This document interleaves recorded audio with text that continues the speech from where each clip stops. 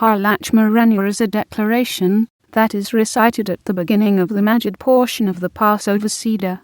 Written in Aramaic, the recitation serves as the first explanation of the purpose of the matzo during the Seder. Although portions of the Haggadah quote the Torah, scholars trace the origins of the Haggadah to the Talmudic era. Specifically, scholars have identified two major versions of early Haggadot: an Eretz Yisrael version and a Babylonian version.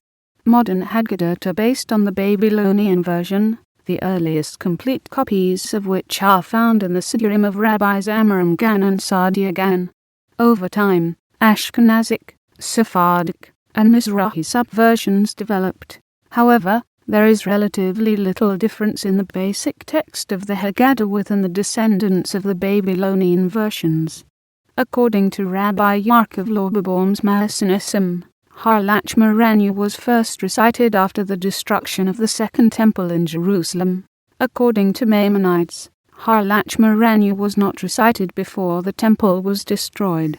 Shibboleth Harlechut states that Lachma Anya was instituted in Israel, while the Malbimandre Avu trace the origins to Babylon.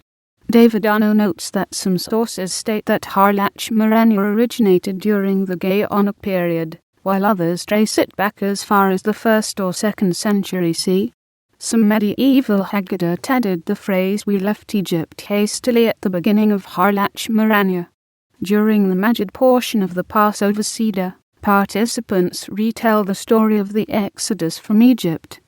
The Magid begins with the uncovering and lifting of the matzo on the Seder table, and the recitation of Lachma Anya.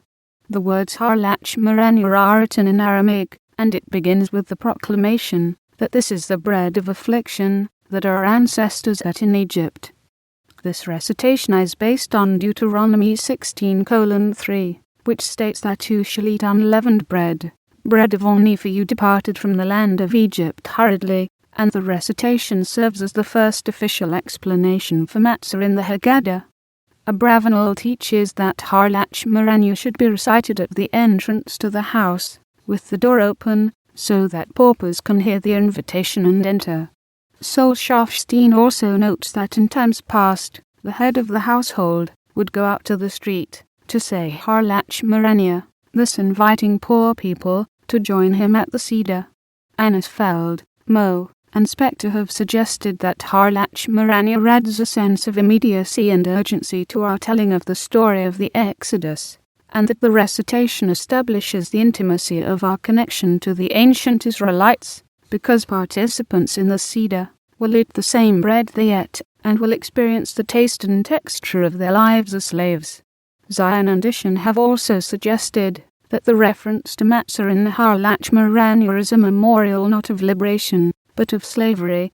Isaacs and Schafstein have also stated that the process of beginning the Magid by looking at matzo is a visual reminder of events in Egypt, and that the Lachma Anya also stresses the importance of opening one's house to the poor and sharing one's meals with them, because it is through such generosity that one can aspire to redemption.